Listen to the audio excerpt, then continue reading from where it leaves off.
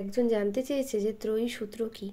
আমরা পর্যায় সারণীতে দেখব যে আধুনিক পর্যায় সারণী আসার আগে জার্মান বিজ্ঞানী ডোবেরিনার উনি একটি সূত্র প্রকাশ করেন, যেটা হচ্ছে ত্রয়ী সূত্র বা বলা হয় ল অফ ট্রায়াডস।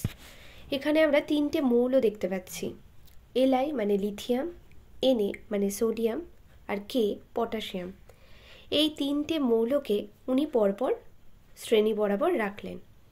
এবার এখানে লিথিয়ামের পারমাণবিক ওজন দেখো 7, আর পটাশিয়ামের পারমাণবিক ওজন হচ্ছে 39। এবার এই প্রথম মৌল লিথিয়ামের পারমাণবিক ওজন আর এই তৃতীয় মৌল বা শেষ মৌল পটাশিয়ামের পারমাণবিক ওজন 39, এই দুটোকে যোগ করলাম, দিয়ে 2 দিয়ে ভাগ করলাম, মানে গড় বের করলাম। দেখো গড় কত হবে? 23।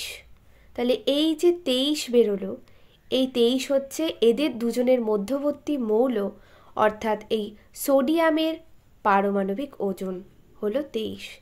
এইটাই হচ্ছে ওনার বলা সূত্র, যে রাসায়নিক ধর্মের মিল আছে এমন তিনটে মৌলকে উনি পরপর শ্রেণী বরাবর রাখলেন, দিয়ে প্রথম আর শেষ মৌলটার গড় বের করে যেটা পেলেন সেটাই হচ্ছে তাদের মাঝের মৌলের পারমাণবিক ওজনের মান। এটাই হলো ত্রয়ী সূত্র।